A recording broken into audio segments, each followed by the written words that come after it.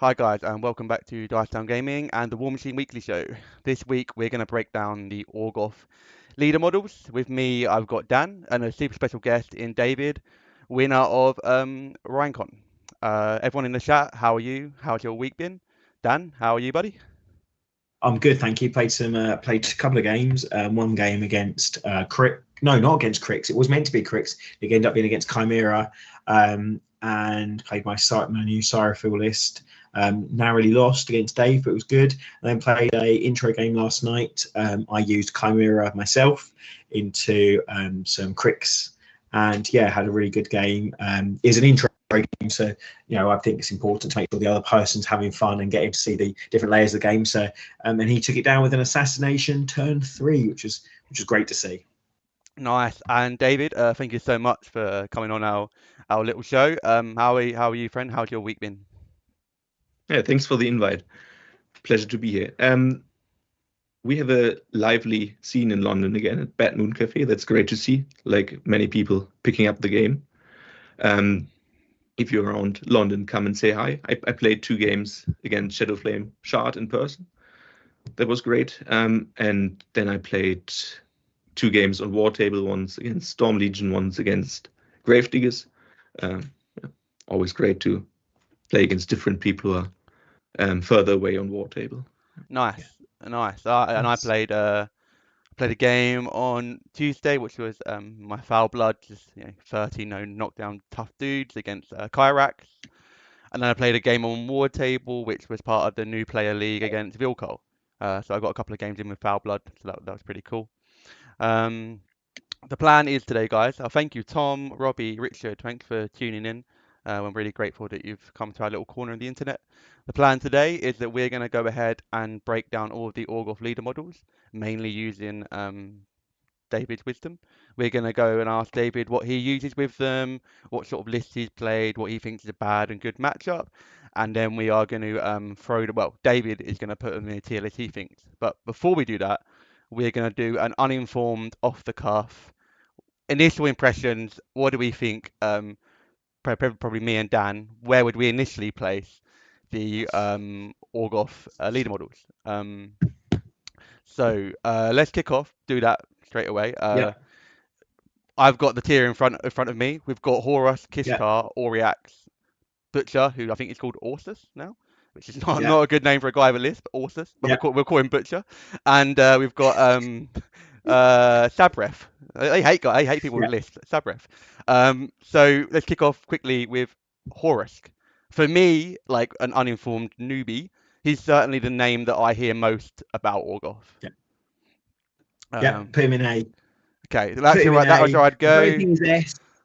I think he's A. He's solid. He's strong. Put him in A. I've played against him a few times. I think Rid. We've got a local David called Rid. He runs Orgoth, and I think Horus is a favourite of him. But I think, as what I understand, he's a favourite of all the Orgoth players. Whenever I've played it, it's been really good. The reroll has been good. The feat has been good. He surprisingly slaps really hard, and resilient to kill. So I think initially we're happy that we're going to put him in A. Next up is Kishtar. She has the feat, which is an additional dice throw away the lowest. David. Yeah. Which I think is called Pandemonium, and she's got battle the one that extends the range of your battle group. I can't remember what that's called. Right. Okay. Extended fire. Okay. The clues in the name, I suppose. Yeah. I played against her twice. I thought the feat was pretty decent. Loads, but I don't think she's good as Horus. Oh, I'm putting her in B. Okay. I always thought she was decent. She seemed vulnerable in my impression. She's vulnerable to being killed, but that's probably a bit skewed because Firequill does kill Warcasters very well. But her feat seemed versatile. Extended fire seemed good. I think rerolls are always good. So yeah, let's plop her in B. Oh, next we've got Auriax, where we might disagree. The biggest thing with Auriax, got Star-Crossed. That's the only reason I'm going to put it at a Star-Crossed on an army that's all defense 12, right? Yeah, but Star-Crossed against factions that don't have Carnage and don't have map buffs. I still think that if you are choosing to go the defense 13, because you've got the assault reavers, you've got your strike reavers. If you so them birdie wish, things. if you so wish to go for defense 13, star-crossed back in the old world of Mark II, Calandra, that's why I think she is a C tier. I bet you think that they're D. I think that it's the one. It confuses me because I feel like the sole ability wants you to run loads of warjacks, but then you're running like loads of raveners, right, which is defense 11. So you're like, oh no, I need a four to hit you under Starcrossed. You're like, what difference does that make? The raveners are def 13. Oh, yeah. So def 13. Def 13, Aaron. God, what an idiot. What are the other heavies? The Jackal isn't a heavy. What's the monstrosity? Is that the Ravener? The Ravener is the monstrosity. That's right. And what's the defense of the Warjack? The Tyrant is def 11. That's shit. And then Jackal. That's what I was referring to. Okay. Well, I'm not impressed, and I run the channel, so we're gonna put him in D. Next we got Butcher, which I'm not gonna say Orsus because it's a terrible thing to say. Butcher, the feat is he can do something. David, what does the feat do? He can return solos or members of units that haven't been wiped out completely, and he shuts down healing and tough. And there's a bit of scornergy with him, right? That he's got spell ward, so he can't carnage himself, etc. Right. Yeah. Okay. Yeah. And he can also can't cast carnage, can't cast windstorm. Yeah. Yeah. Oh, they're two good spells. So I think it's C. I wanted him to be the Butcher of Orgoth. I wanted him to be able to be like Madrak 2 at the start of Mark 3, Pac-Manning and killing everything. I think I suspect he'll probably get a buff in January from my hot takes. And I think when I faced him, I've not been as scared of him because actually he's not really getting that far. But also I found him quite vulnerable when he does get up there because that defense 13, you're not worrying about hitting him. And then arm rating's not bad, but because obviously Orgoth are a war caster faction, or you're reducing that damage by 5 for each fury you got, it's not like you're transferring. So that I haven't found him particularly survivable either, and not as much of a threat. He can get higher armor with his token mechanic, right, David? Yep. Okay. He gets a strength and a armor bonus for each duty kills. So I suppose against some lists that won't be available, and if you are getting that, you have to be in the line of fire, as per se. Yeah. Okay, let's put him in C. In my opinion, I would rather play Auriax than Butcher, so I suppose putting him above Auriax makes sense to me. Richard in the chat, which is Rid. Hello, Rid. If the Reavers were better than Auriax, then Auriax would be better. Fair. Yeah. Then we have Seiferth, the Eternal Annihilation. I think this is. I might be wrong. I think that they are an B/A. Oh, you were indecisive there because I felt like you wanted to say A and then you said B. Yeah, it's only I haven't had a problem against them, but that might just be who we've got locally. It might be if I face David, we're running Seiferth, I'm thinking, God, what on earth is this? I'm dead turn, dead turn 2. The potential assassination from the feet is minimal, but it's more just getting all those buffs out and being like, right, come at me. I think I'm happy to put B or A. Yeah, I'd play Seiferth and if it was a pair, I'd play Seiferth and Harask, and I think that's what most people do. I think from a newbie outsider, the Horus Seiferth seems the most popular pair. I think she's really flexible, right? She's just got the feat is cast all of your spells, and her spell list seems great without racking anything. Crippling Grasp, Hex Blast, and something else. What's her last spell, David? Hex Blast is on the rack. Oh, apologies. She Perdition, Crippling Grasp, and Fog of War. Yeah. Oh, okay, so 3 great. I suppose those Reavers can be def 15, and then you could rack like Carnage and Hex Blast, maybe get all them for free in one turn. Seems flexible. Let's put her in B, but above Kishtar. If I can do that, I can do that. Cool. That is our initial novice, limited information take on Orgoth. Robbie said Reaver's too fragile. Yeah, I mean, I don't think it's a Reaver problem. I think it's like a single wound infantry problem more than anything. But I tend to see now in lists a lot more multi-wound, higher armor infantry or warjacks. I think Gravediggers probably buck that trend because they've got a lot of single wound infantry. But I seem to see less infantry when I'm not sort of watching on War Table, etc. Right, so that's our newbie first take list. We're going to go ahead and actually learn something now. The purpose of the show. Me and Dan are going to alternate. We're going to go through a card each. We're just going to read the card as we see it, and then David is going to give us sort of his thoughts on the Warcaster, what sort of lists he's run, what he thinks a bad and a good matchup, and then he is going to put that Warcaster in a tier he thinks it should be. So we're going to kick off with Horusk, the Thousand Wraths. Got 19 boxes. Decent stat line, I think, of Mat 8 is always good to see. Death 14, but Armor 18. Pretty resilient with a lot of boxes. Arc 7 with Control 14 is nice. I think there's a big difference for me for Control 12 to Control 14. So Control 14 is really good to see. Got a couple of rules. We've got Fate Blessed. When a friendly faction model makes an attack or damage roll during its activation in board control range, it can spend a focus and you can re-roll that dice. Really, really fantastic in a game where dice can win or lose you the game. Being able to re-roll it on demand. Really solid. Hellmarked. Model destroyed by attack by made this model never generates soul tokens. Kind of niche, I suppose, but good if it matters. Blood Boon. If you kill something with your Mat 8 power 17 sword, you can cast a spell for free. He seems fairly shoppy himself at Mat 8 power 17. His feat is in control range. You get +3 armor and you can't be knocked down. Obviously great if you've got tough. I assume there's some tough in the faction, so that would make sense. And +3 armor on an already resilient faction seems solid. We've got 2 spell racks and we've got 3 innate spells. The first spell is Abattoir. Models in the spellcast battle group can even make 1 basic melee attack.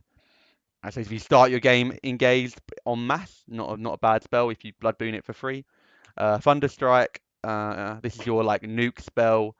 And it slams stuff when it hits if it's not incorporeal. And Vanish, which is, I always surprises me that Horus has got Vanish, because I always remember like he's a big tanky dude, and oh sorry, you've got a 3-inch place. Oh nice. A Vanish is a 3-inch place. So when I initially read a card, I feel like really, really solid. He probably wants to be in the front line-ish. He's sort of got a stat line that can make use of it and a really solid melee attack, which you can trigger Blood Boon. We'll hand it over to our resident expert now, David. Tell us what you think about Horus. So I think Horus is the best caster in the faction right now, and I think that's not controversial. I mean, like if you look at Longshanks, he's basically in every pairing. There are different flavors how you can run Horus. Most of the time you see the Galgast nowadays, so the Colossal. The Galgast got a buff in the January update, so you can get the bonuses from the Vulca Forge Master now, which can make the Galgast a shield card or give it exorcism, which is both very good. So I mean, if you play the Galgast, then you have the Colossal as a centerpiece. The Galgast is not very has only armor 18 base, but you have all tricks to increase that. For instance, Inviolable Resolve on the spell rack +2 armor. You can make sure that nobody hex blasts it away by giving exorcism on the Galgast. So that's like one way of playing Horus. Before the update, many people played Horus with all the dudes, and a lot of tough because his feat is no knockdown. Before they updated, it was 4+ tough. Now it's just no knockdown, 5+ tough.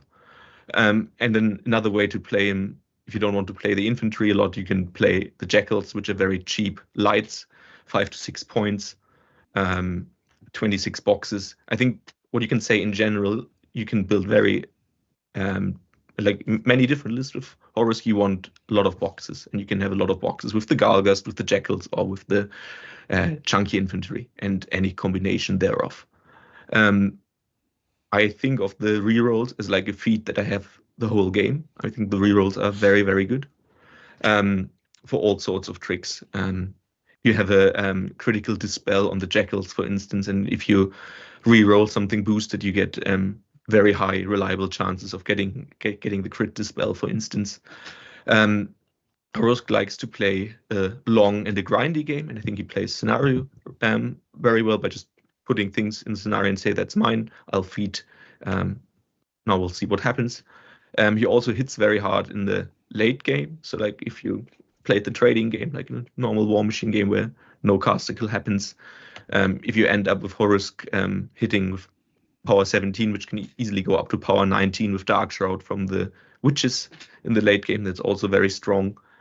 Yeah, I mean, he plays, I would say, like a very honest game. I think the only trick that you could see every now and again is a arc node, which you use to Thunderstrike and knock down and slam something, maybe even the caster for a caster kill. But most of the game, Horus plays scenario and attrition, I would say.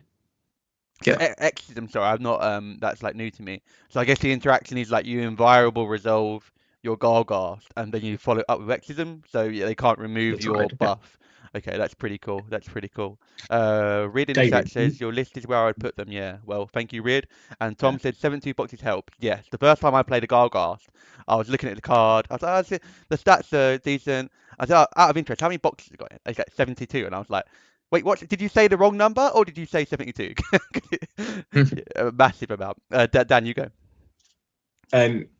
David, do you think this is that he's the best intro caster for the faction? So I think I see him as just, he's so solid. We've had a couple of new players start playing Mark IV and really trying to encourage them to play, because the feat sort of just does what it does what it says on the tin. It's so easy, and like you said, there's that flexibility in list creation. Do you think that he is sort of that ideal intro caster for anyone picking up? Yeah, 100%. Yeah, completely agree. I mean, I think Horus is relatively forgiving. You can reroll stuff. You have a feat that makes it more survivable. He's survivable himself, right? So it's, I mean, you can always get caster killed in Warmachine, right? But I mean, I think with him it's less likely. So I would encourage everyone who picks up Orgoth to play him, to get like a feel. And I think it's also good to learn Warmachine, the trading, right? Like, what do I put in the scenario? How do I trade? I think that's like something which you can learn very well with Horus. Oh, I think like one more with the list building, depending on which matchups you want to do. Often you also see a Siege Tarrasque. A Siege Tarrasque can give out Mortal Fear if it gets tokens, and you can play the Lucky Penny card to get a token. That's pretty good against living factions, for instance, Brine Bloods, right? Then you can make the Galgast. If you play the Galgast and the Tarrasque, the Galgast goes up to arm 20 with Inviolable Resolve, 22 with Mortal Fear, and then if you feed +3. So if you want to push the arms queue very much, yeah. I think it's all. I think Horus can probably play into most factions depending on your build. You just have to make a choice and say, do I want to have a Galgast in? Do I want to have a Siege Tarrasque in? And that determines whether you want to play it into certain factions or into other factions. And you mentioned that you think he plays quite a fair game, as in like he's not doing sort of any gotchas or things like that. So because I agree, and I think that's why I put him at A, not S. Do you think there's anything that people might say is that sort of more overpowered that might get tweaked in the next update in January, or do you feel like I do, where I just think actually like he's just a really well designed caster? No, I mean, like, I'm obviously biased. I think he's a well-designed caster. I wouldn't expect a nerf. I mean, he got a slight nerf in the January update. I mean, he had 4+ tough before, and which is 5+ now, and I think that's great. I'm not a fan of tough myself as a mechanic in the rule in the game, and I think that's something I can live very well with. I think that's why probably you see a slight shift from playing less infantry than you played before, and then the Galgast getting better. So the Galgast, like, depending on the build, whether it's like 26 or in the cheapest build, and then can get a bit more expensive. Yeah. Replace some of the chunky infantry, basically 3 units of them. Yeah. Tom in the chat says he is a question caster. I'd say, can you handle all the armor and boxes? Yeah.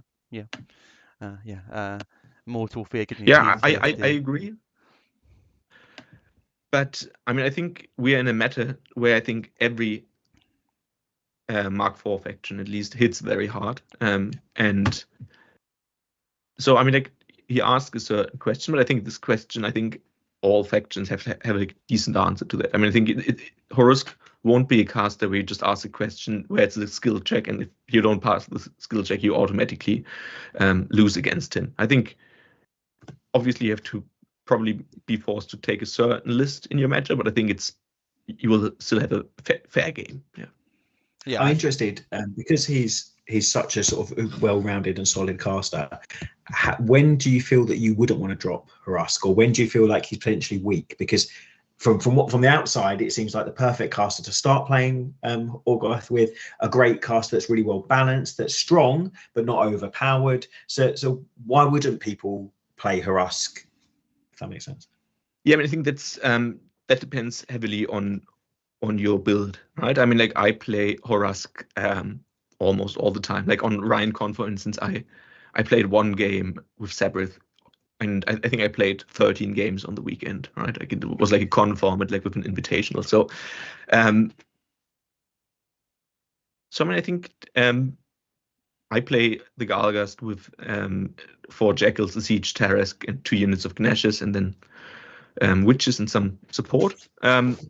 And I think Tricks is something that cracks armor relatively easy with the mechanic rolls. I mean, it's not unplayable. I haven't played it often enough to have like, but I mean, I usually drop Seiferth into Cricks, but that might change over time. And then certain Storm Legion builds are problematic for Horusk. For instance, Calder with the Maelstrom, because Calder has a very fast list, right? You have the Maelstrom, which is quick, and then you have the Cavalry, which threatens 15 inches. That's, I think, not an easy matchup. Or if you play Wolf with Storm Legion, also not easy for Horusk.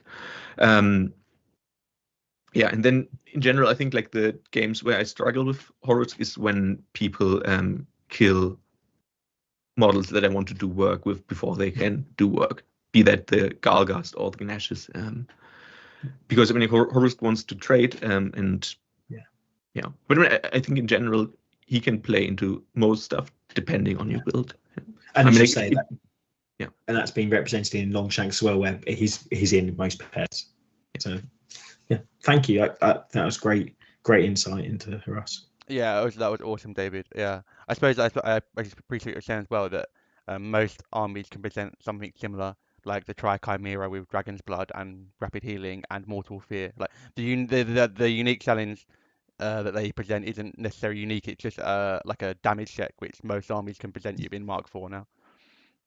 So I think with that, you would be placing Horusk in A in the list as well. Yes. So we'll keep him where he is. Yes, a powerhouse. Yeah, completely agree with you. And I sort of agree that I don't think there's anything that's overtuned on him. I never played against his 4+ tough. I've only been playing in February, so I didn't know if that was overtuned It was good. before. Yeah, I can imagine. I wouldn't say it was overtuned, but it again, if you couldn't deal with tough, it meant that. Out of interest, David, sorry, because I play Brian Blood, so I have to roll a lot of tough. What don't you like about tough?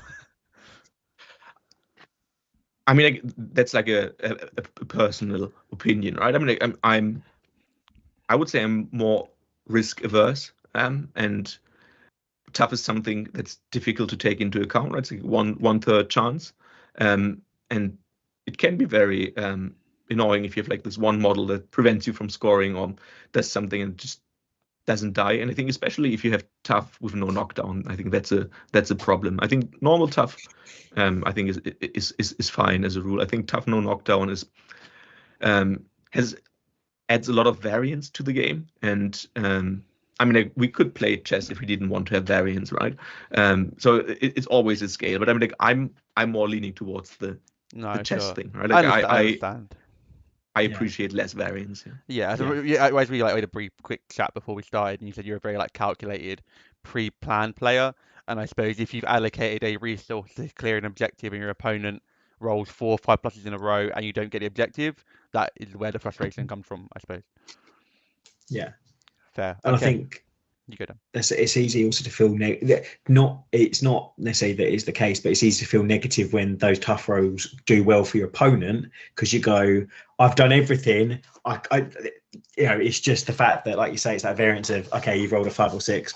Yeah, Great. And if it's no knocked, I'm get running it. Foul Blood at the moment. I think, if you make sort of like 3 5+s in a row, like one no one really minds. 2, someone's like, okay, 2 5s in a row, it happens. But the third one, when there's no knockdown, like I think people are like, oh well, this is very annoying. And like, if you haven't got Silence of Death or Grievous Wounds, there's literally nothing you can do about it. So I can understand why it can be frustrating. Reed said, hardest thing I found with Horus is getting out fretted by most other factions, unless I go heavy on the drags.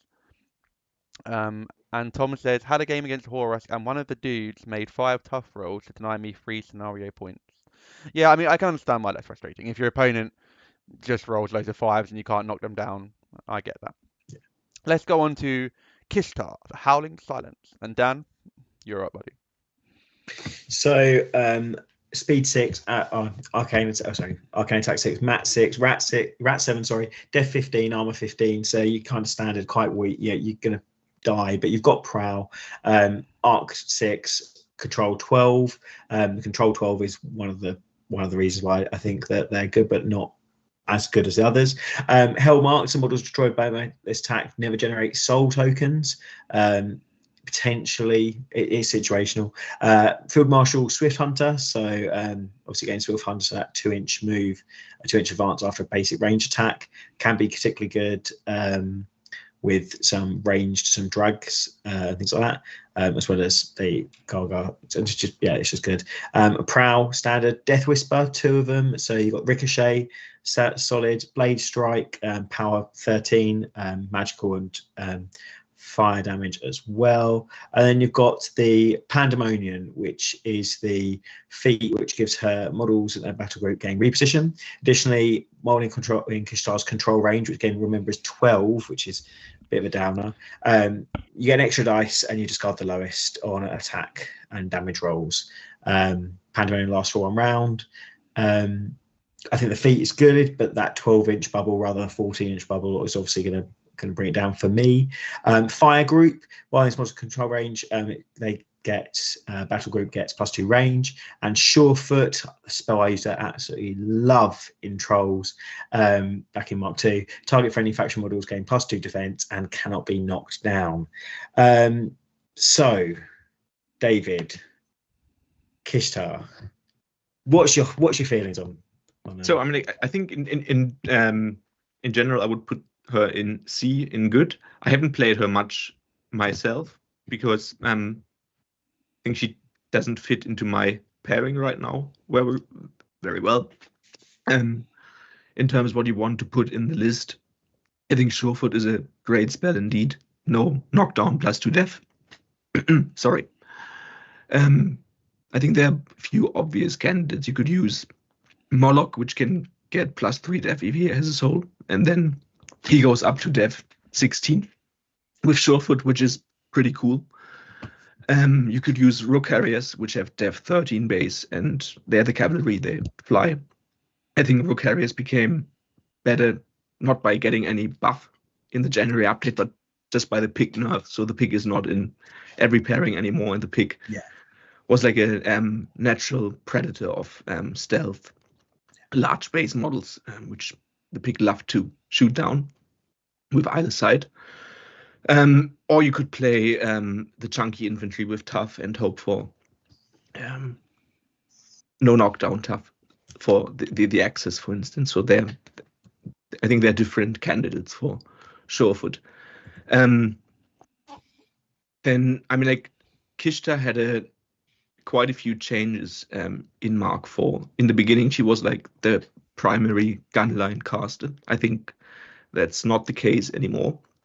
I think you probably want to have a mixed list, and you want to have lots of attacks to benefit from the feat, from basically Science and Potence, right? Like back in the day when you played Vlad in Kador with Science and Potence, you wanted to have a lot of attacks to maximize the values from the feat, and I think it's probably how I would build Kishtar if I played her in my pairings. Yeah, I mean, her feat gives reposition on top to the science and potence. So I think probably the only time where Kishta can do a lot of work herself is in her feat turn, because I mean, her gun range is only 10 inches. With extended fire, it goes up to 12, and she has ricochet on her 2 guns, so she can actually make 4 attacks potentially. That's pretty cool. And then you can swift hunter back and reposition. I mean, I think otherwise, because she's fairly squishy, you live dangerously if you want to get a lot of work done with Kishta herself. In terms of synergies, I mean, she has Prowl, so if you can have something that triggers Prowl that makes her happy, the Coldun Lord, for instance, can put a cloud out to trigger Prowl, which is good. Yeah, and then it depends whether you want to play a gun line. I think the Jackals with the gun, I'm not a fan. I think they're very expensive for like single shot. The shooty Tyrants are also quite expensive, up like 16 points with a hunter hat and a harpoon and volume fire, which is also not cheap. But yeah, if you want to go down the gun line route, that's like your option.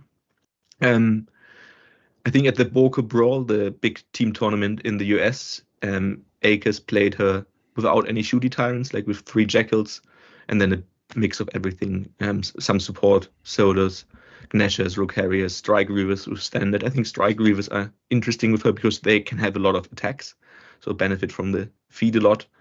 Axes, Barrages, great to have Science and Potence on AoEs. Yeah, and I mean, like, he played his Kishta list into Crix and into Infernals with Zataroth, and I think that's probably matchups that she could do well, like Infernals and Crix, for instance.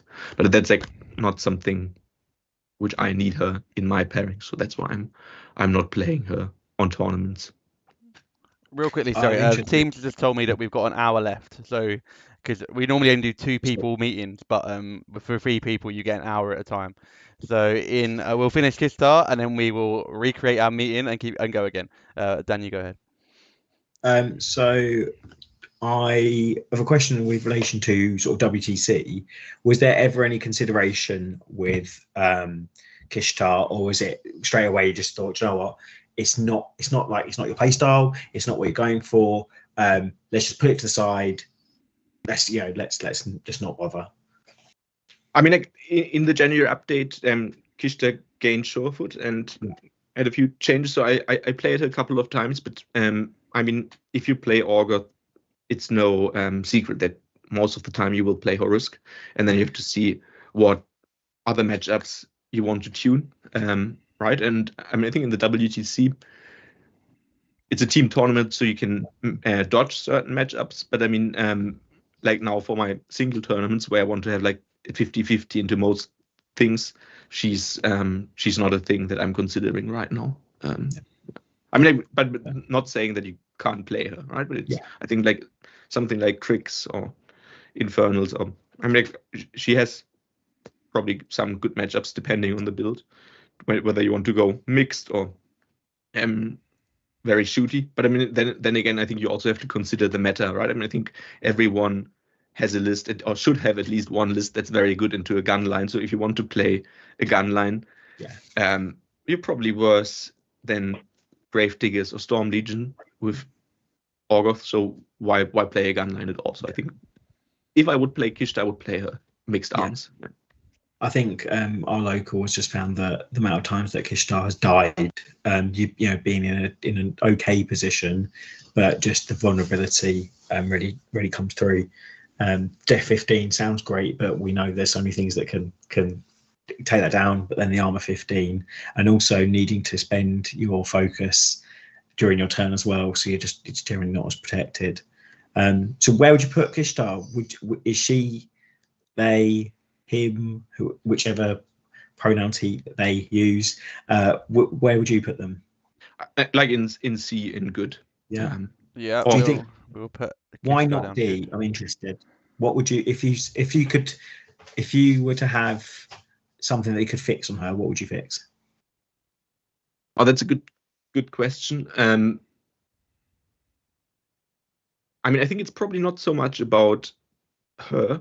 I think it's more about the army, right? I mean, like if you had cheaper options with the jacks to shoot, where you don't have to pay 16 points for a shooty tyrant, or like a lot of points for a jackal with like one shot, which is not amazing, then you could play gunline more effective. I do actually like how she was changed with like Surefoot adding up some other things. I mean, I think like I think if you have an extreme opinion like with D, I would need more games with her to say that she's undertuned.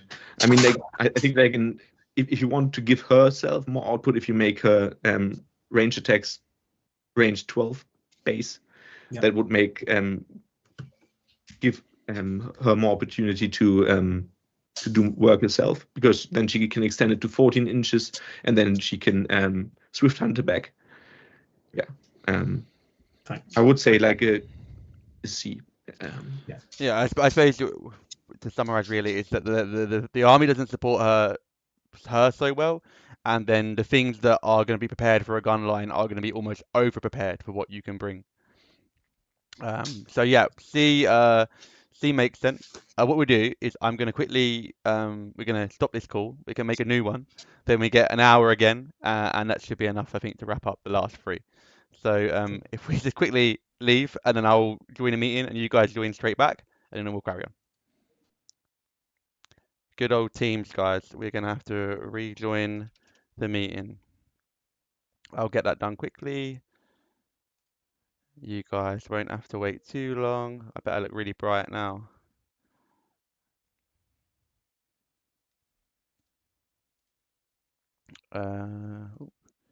Join, let me join the meeting. La la la la. Let me put this here. Let me put this here.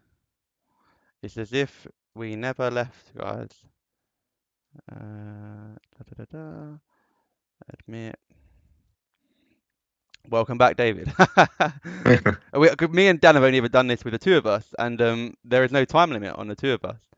But obviously with three people, there must be some sort of hour-long time limit. Reardale Local said that Seiferth normally gets put on Kishtar to try and keep her alive a bit more. And also those full gun tyrants are way too expensive. Yeah, I suppose really maybe it's also partly that the army doesn't offer her too much to fit her play style, huh? I mean, you can bring the Coldon Lord, for instance, to trigger Prowl and then stealth. And I suppose like Big Pig as well could stand next to Big Pig, and that would trigger concealment for stealth as well. Yeah. Great. Okay. Cool. Fantastic. So we've got Horus in A. We're putting Kishtar in B for now. Dan's rejoined. Happy days. Let's move on to Auriax. I've put Kishtar to C. C. Sorry. Yes. C. And currently we've got Butcher in C as well, but that might change. Let's move on to Auriax. Auriax is Auriax, the Soul Slaver. We've got 17 health. We've got a speed of 6. We've got an arcane attack of 7, a mat of 6. Again, 15, 15. A stat line Orgoth seem to love. Arcane of 7 and control 14. Soul mastery. It can spend souls. They can spend souls. Once per turn, any time during activation, it could spend a soul to place a friendly faction model within 5 of this model anywhere in 2 of its current locations. So that friendly faction model has to be within 5 of Auriax and is placed within 2 of where they are. It can spend a soul token to gain Incorporeal for a turn, kind of cool. And it can spend a soul token to give a cohort model up to 3 focus points, so monstrosity or a war check. It has a rule that allows it to gain soul tokens, and when a living enemy is destroyed in the model's control range, it gains it. That's quite a wide range, so that's a good way to scoop them up. Has a melee attack with Dark Banishment. When this model hits an enemy with this model, this activation, you place the model D6 plus 3 of its current location. Wow, that's a really big place. So you could potentially teleport a model off. Is that similar to Moloch? Is it the same as Moloch? And no, Moloch just makes the model advance. Oh, like possession. So you just okay, makes sense. The feat on Auriax, it gains D3 plus 2 soul tokens. Additionally, while in its control range, the melee weapons of cohort models gain Shadowbind. So -3 defense. You can't move. Oh, it says it there. And then you've got 4 base spells and 2 rack slots. So maybe we're looking at their more spellcaster type leader model. Curse of Shadow to -2 armor, and you can move through it. I love Curse of Shadows. Great spell. Icy Grip, -2 speed. I suppose situationally useful if you want to hang on the edge of someone's threat after you've debuffed them. Onslaught, Relentless Charge, so you can give Pathfinder to your models in your control if they charge.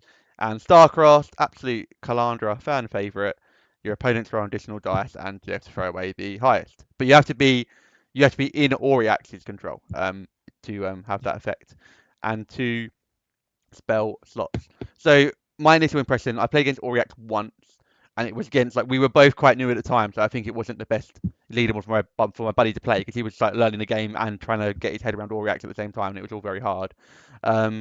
He feels like the one that could potentially have the most, but maybe falls a bit short on it all. What's your thoughts, David? So, I mean, I think you put him into D in undertuned, and I would agree with that. Oryx is very soul dependent, right? And many factions just do not give souls. Like Necrofactorium doesn't give souls except for the new Seiferth stuff.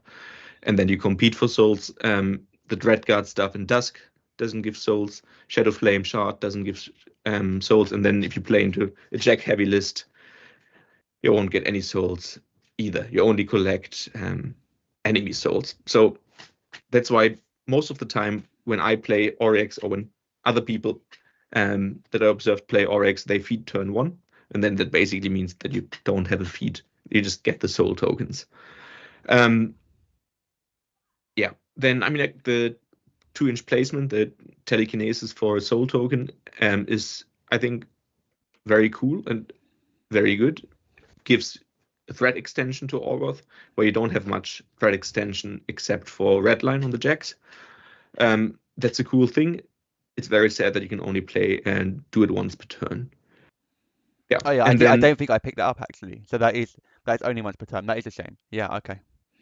yeah, that's and then you mentioned as a signature spell Starcrossed, and I mean, I don't think Starcrossed is what it's used to be. I mean, like in the current meta, everything hits very accurately. I mean, you have Carnage in the spell rack of Orgoth and Crix, so Necrofactorium Crix.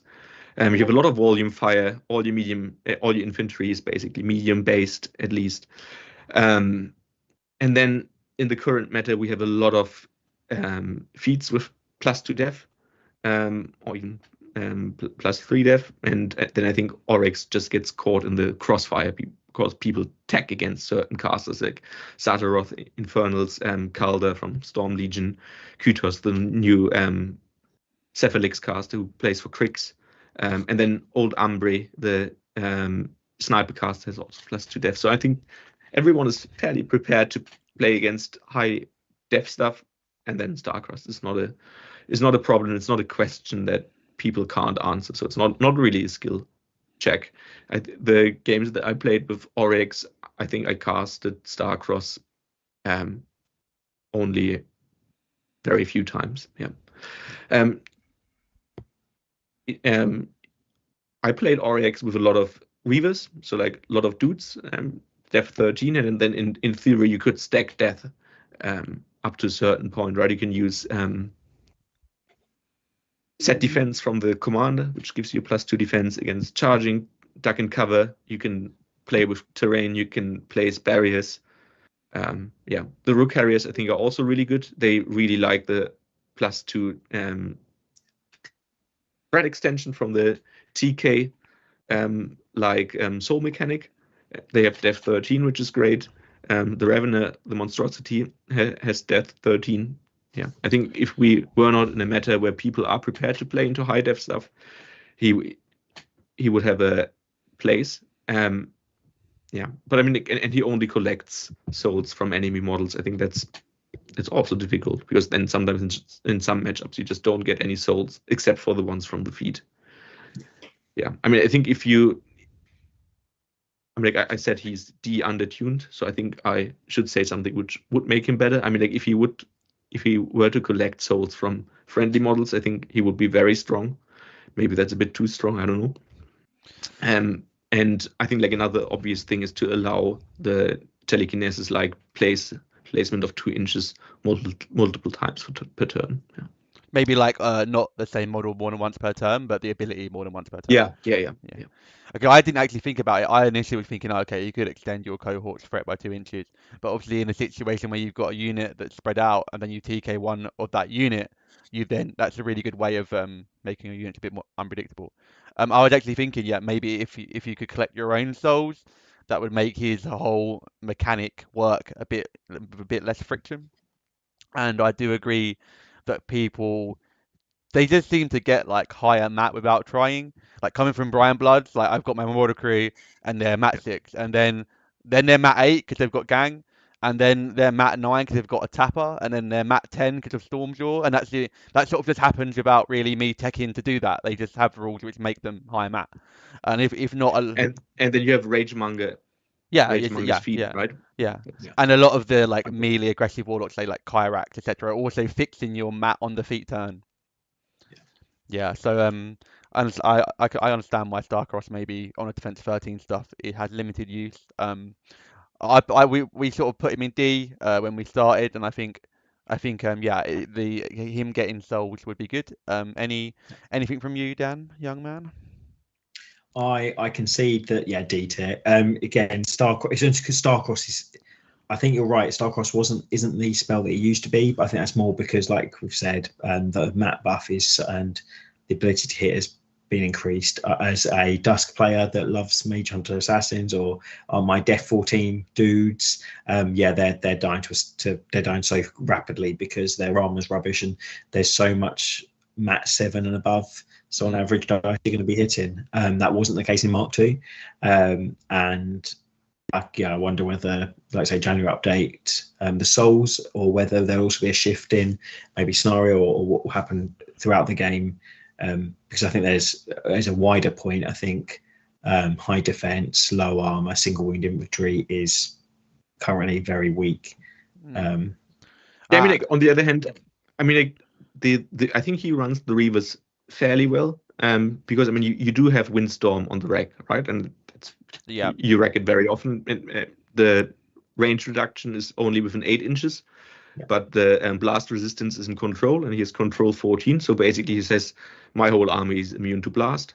And then, especially if you have the Reavers that have shield guard, then they are have like slightly higher armor, then they don't die to blast. And then they're the Strike Reavers, and they shoot 12 inches, power 12 with combined range attack. Combine that with the armor debuff, that's fairly good. Then you can shoot, you can move forward, put set defense on them, and then say, well, you can charge in and run to Starcross. So I think the single wound infantry, I agree they could die, but I mean you do have some tricks to prevent them from dying.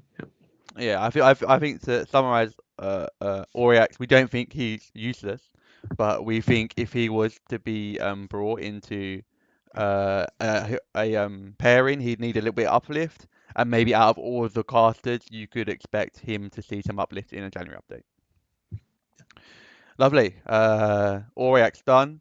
Dan, you are up next with Ursus the Betrayed. Ursus the Betrayed or Butcher 3, 4? 4. 4, I think. 5. 5. 5. So Berserk. So let's straight away. Speed 7, Arcane Attack 7, Mat 9. That's why you're bringing him. Def 13, Armor 18, Arc 6, Control 12. That's a problem. Berserk. So as always, kill a model, kill another. Blood Quenched gives a cumulative +1 arm, +1 melee for each enemy model it destroys during its activation. This lasts for a round, so again, solid. You're thinking that's Butcher evolved. Field Marshal, Homicidal Maniac. Get to that in a second. So if there are no models in its melee range after resolving a basic melee attack, it can advance up to 1 inch. So it's not not terrible, especially when you've got a 2-inch melee. Relentless Charge, so it gets Pathfinder Charge, what you'd want from someone that needs to get involved. Spell Ward, can't be targeted by spells. Scorner G is the phrase that comes to mind, where can't be targeted by spells, he can't target himself, other people can't target him, friendly people can't target him either. Fell Axe, because he's got to have some big axe. Mat 9, range 2, power 16, critical decap. I'd have been happy with Ursus having just normal decap, because he's going to be hitting someone and he should be able to smash them. So crit decap means on a critical hit, double the damage exceeding the armor, and can't do tough rolls. Gore from his horse thing is beat back, power 14, standard.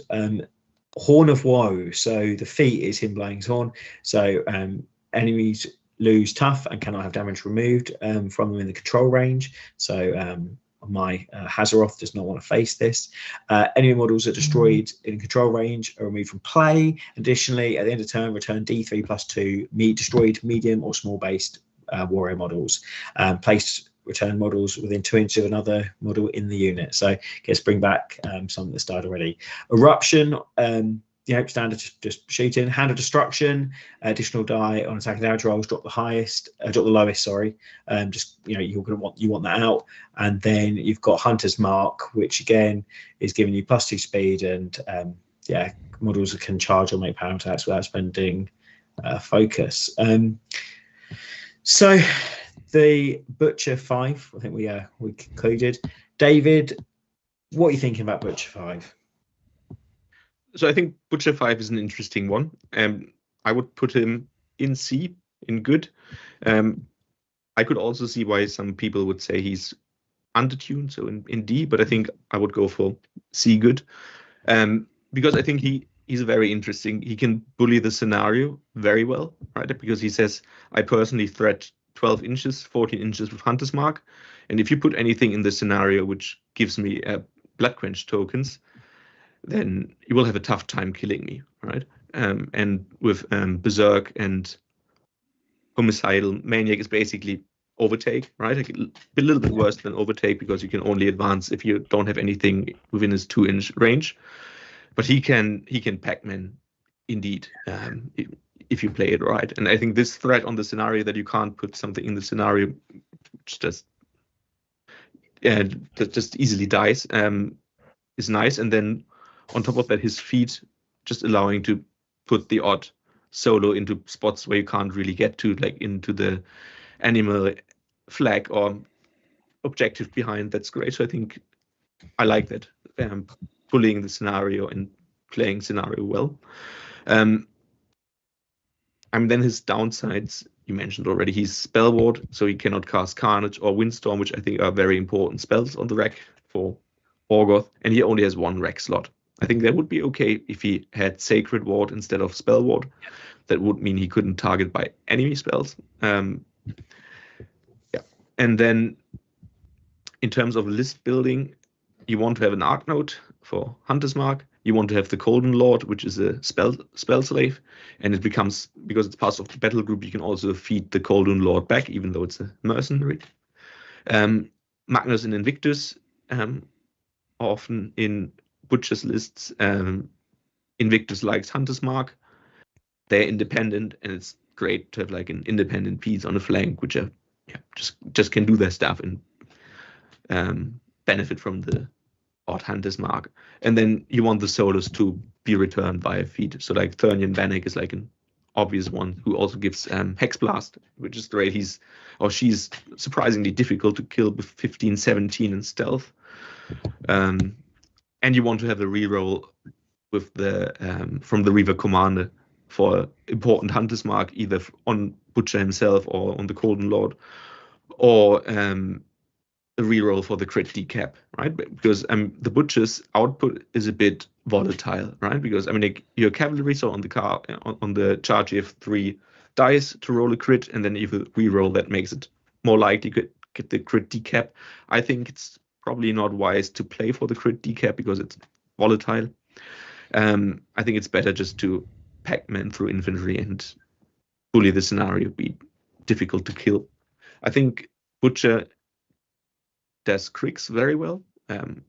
Kriegs is notorious for having a lot of infantry, which Butcher loves killing. Removing from play is great. Also against the new Montenegro. I mean, yeah. And in terms of improvement, I think I think he would be really good if he would replace Spell Ward with Sacred Ward. Because I mean, now he basically can't play into a gun line, right? If you can't wreck Carnage, you don't have enough tech to survive a gun line. And I mean, in terms of list building, you do want to have at least 2 shield guards. So like, if you play a Jackal and a Tyrant, then it's also good to have a Vulca Forge Master. The Vulca Forge Master can give Jax shield guard, and it can be returned and contest something in the feed. And then a Groton Keeper is probably also good, just to have another spell immune shield guard. Yeah. So I mean, like in terms of rating, I would put him in C, good. Chris in the chat said, Chris Clare, hello Chris, good to see you. Give Butcher a repo, that would be nice, a bit more yeah, that would be nice too. Go in and get out a bit better. Tom said 1 rack slot is meh. Yeah, I mean 2 I don't think would be outrageous. And Rid said he should have been Weapon Master and you need more practice with him locally. Yeah, it feels like you need some reps with him.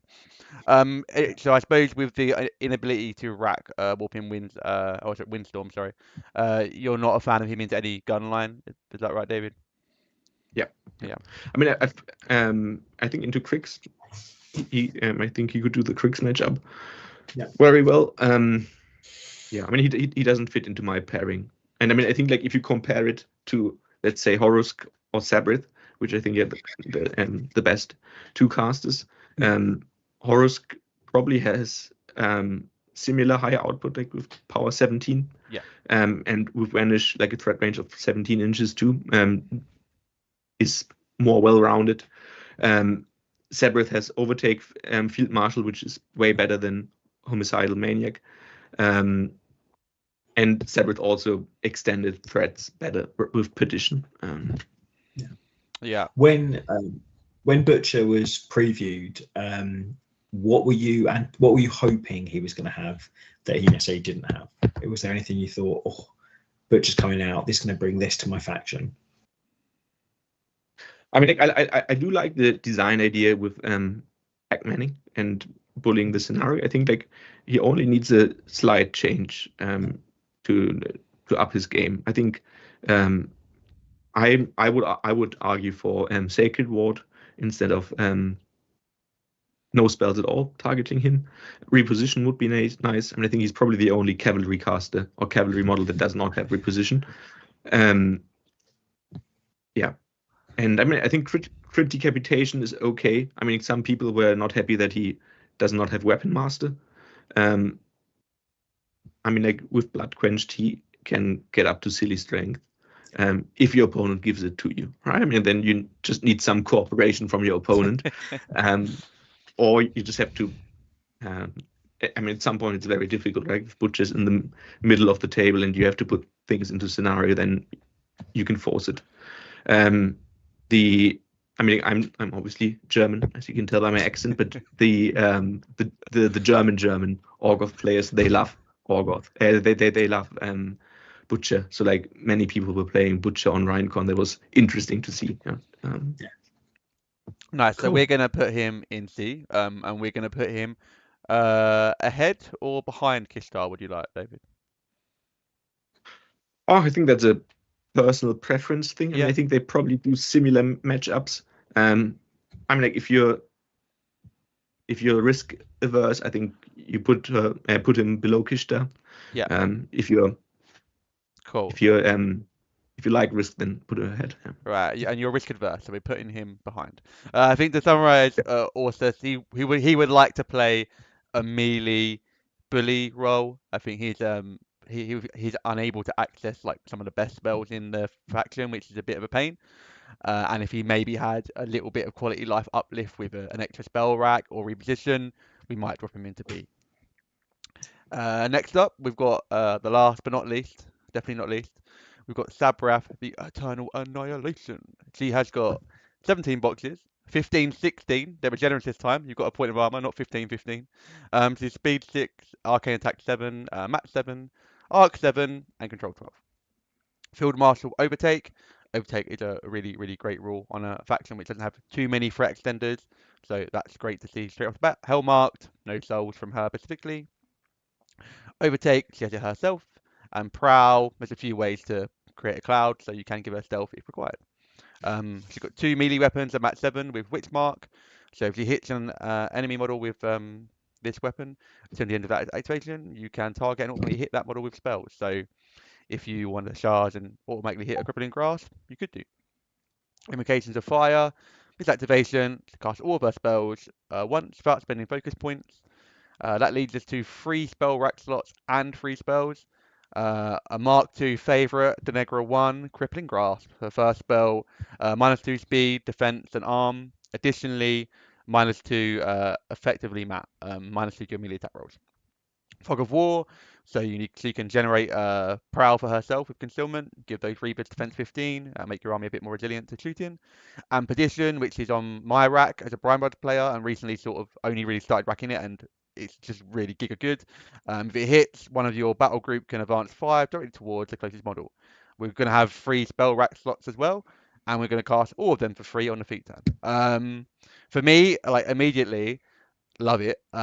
Overtake, I love Overtake as a rule, so that for free on all your Raveners or your Tyrants, great. Crippling Grasp, massive fan. Perdition, massive fan. You can rack Heck Blast, Windstorm, Carnage, a bag of goodies and cast them for free. So think she is super good. David, what do you think, buddy? Yeah, I think Seiferth is very good indeed. I would put her into B. I think I'm not allowed to say anything negative about Seiferth. I will pre-warn you is listening. That Chris has put ... straight to S. And you've got him with B. So Chris might disagree with the B, but you crack on. I mean, A is a powerhouse, right? And yes. B is very good. So I'm happy with. We're saying S is overtuned as well, so there will be something you would need to take away from her. So I mean, just for context, Chris Clare went 5-0 on last WTC with Seiferth, playing the double bombers, which were very good with her. And I think that's like the bombers were nerfed, rightly so. So sorry, someone who didn't play pre-January, were they the Merc battle engines? Is that what we were referring to? That's right. Yeah, right. I mean, like the balloons. They were very mobile. That changed a bit too. They basically threatened 24 inches, had signs and potence on range 12 sprays, and you had two sprays with them. Okay. And then you could play the hit and run or commit them.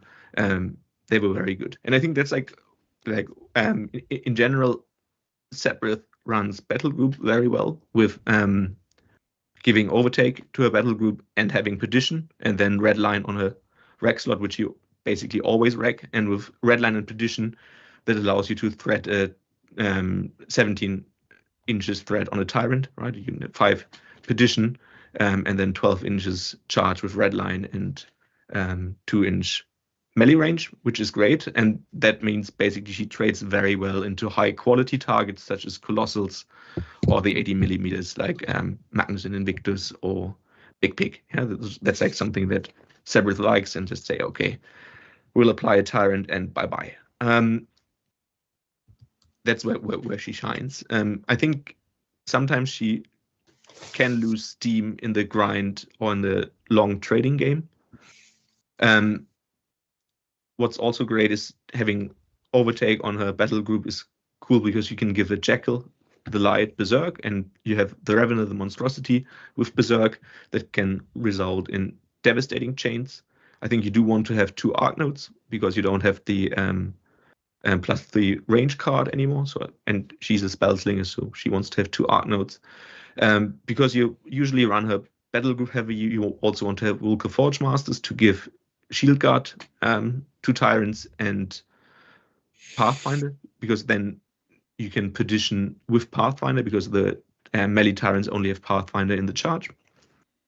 Yeah, and then I think the question when you build a Seiferth list is how many shooting elements do you want to have? I mean, because you have crippling grasp, and no secret that it's great to crippling grasp something and just shoot it to death.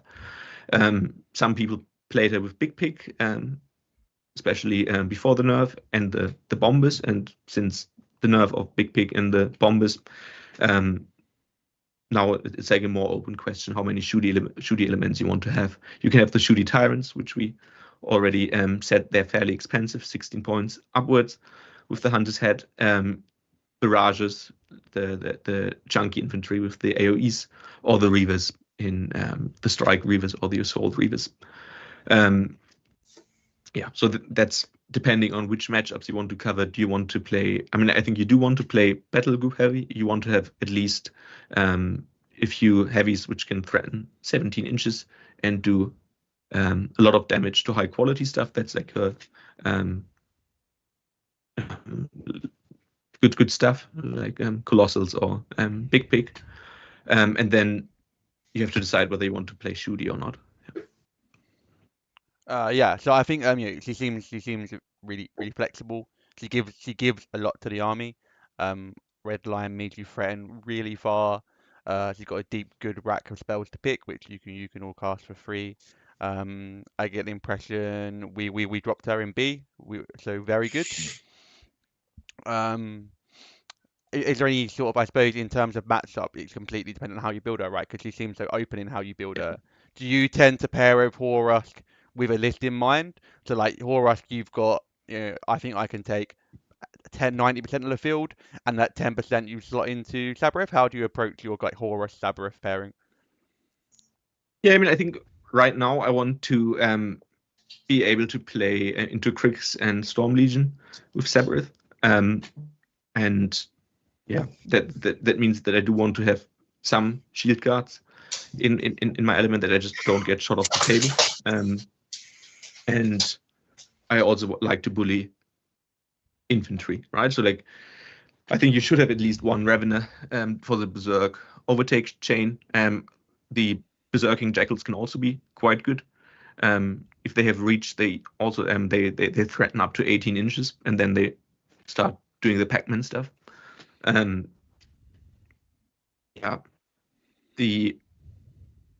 I'm not a fan of the shooty Seiferth, to be honest.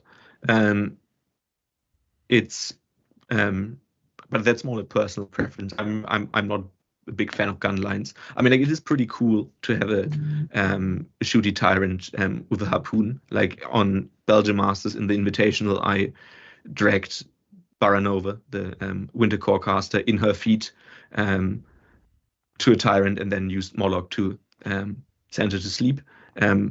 Gives you a lot of options. I think if you don't play Seiferth shooty, then you play a bit more one-dimensional, a bit more stupid. You just say, okay, I threaten very far with my melee tyrants and jackals. Let's see how we do. Yeah, depends on personal preference. Yeah, fantastic. Dan, do you have any sort of more general questions for David about Orgoth? So my question was going to be just about Orgoth. Is the next two-player set is likely to be Dusk and Orgoth? If we think of the original Mark IV factions, what would be on your Orgoth Christmas list that you'd want from a caster or units / character Jack? Right. I think Orgoth. I mean, we have 5 casters, and one of them, I think, Horusk, is a powerhouse, which we agreed on, and I would like more variety, right? Like to have like basically play a slightly different style, right? Yeah, I don't think you need.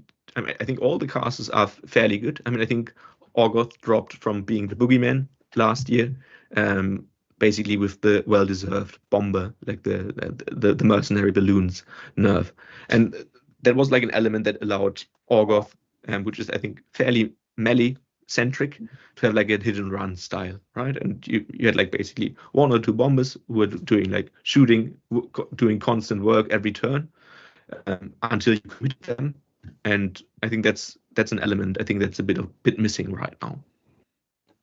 Yeah, fair. Fair. Tom said that they think Sabreth is B plus, which is fair, and Chris Clare guns in faction aren't good enough anymore from Chris, which is fair. Um, in terms of sort of like everyone loves to rank everything. If you had to on the spot, I think there's 9 factions. Where would you put Orgoth roughly in the current 9 factions? Army list, Um, sorry, not so factions. yeah, so it's definitely not in the top 5 anymore. I think you can have like a honest game into most stuff, but you don't have any easy matchups, right? You're not a predator anymore. I think you're more prey, sadly. Yeah. I mean, I think in terms the top factions I would say are Chimera, Storm Legion, and Brinebloods, and let's see where Gravediggers end up. I think they have a lot of potential too, and I think Orgoth does not play in their league. I think Orgoth probably plays in the league of Dusk and Wintercore. Yeah, absolutely. Awesome. I suppose going forward in the year, I know you're playing Horus, Sabreth. You're playing them for the WTC. That's going to be your pairing for that, I suppose. Yeah, I mean, like, Well, yeah, who knows? yeah, who knows? What Who will knows? come? But I mean, like, Yeah. Don't think give away nobody your would be team surprised. secrets. It could be Auriax and Orsus, and they'd have no idea what to do, would they? So. Yeah. And do you going to also take those to Welsh? Do you think, or are you pretty confident with Orgoth? You're not going to sort of swap factions last minute to playing some smelly trolls or Well. There'll be no Brian Bud slander on this channel. Thank you very much. I mean, like, never say never. I mean, like, Yeah. I have my eye on some other factions, and Yeah. but I think my captain Jan won't be happy if I change Orgoth now. Yeah. I presume you're like fully painted for the whole factions, and yeah. Yeah, he's not only very good at the game, he's also painted. So, very, very, very jealous. Read Defo comparing the barrages to the Storm Legion equivalent. They are very lacking. Yeah, which is fair enough. So I think the barrages are not bad. I think they have reposition. They have an AOE gun. I think reposition is great. I think it's great just to do constant work, right? Like you blast a little bit away, you do reposition, then you can just throw one dude away to contest on the scenario. I mean, I think the barrages are okay. And in terms, say, like post WTC, when you've won with Orsus and Auriax, do you reckon you might play another faction, or that's still all up in the air? Oh, I mean, I've almost like 100 games in since the update with Orgoth, so I think it's time to play something else after WTC, or at least don't play Horus all the time. Yeah, that's totally fair. So to summarize for everyone sort of watching, we had a really, really good engagement. So thank you so much for tuning in. It means a lot to me and Dan there. We've got Horus is a powerhouse. We've got Sabreth is sort of B plus, very good. We've got Kishtar and Orsus, but Butcher is good. And we've got Auriax as the only one which we think we might need some tuning up before we see any play from Auriax. We're coming up to an hour and a half, and we sort of tend to round off at an hour and a half. David, do you just want to give us your closing thoughts on sort of what you think the state of the faction is? Yeah, just your thoughts on Orgoth. Yeah, so I think thanks for having me. There was good fun. I think Orgoth is a honest faction. It's fairly straightforward. Not many gotchas. I think you will enjoy playing Orgoth if you like trading and if you like playing scenario. If you want to play the cool tricks or the new hot shit, then it's probably not the faction for you. But if you're an honest, straightforward guy, you'll have fun with Orgoth there. Awesome. Awesome. So thank you everyone, like Chris, Tom, Robbie, Rid. Thanks for joining in. David, like genuinely thank you so much for your time. It was great to learn from you and get to know you a bit better. And I'll see you next week at the Steamroller. So that would be great. Dan, as ever, buddy, thanks for the time. I'll probably see you this week anyway. And thanks everyone for tuning in. And until the next one, we'll see you then.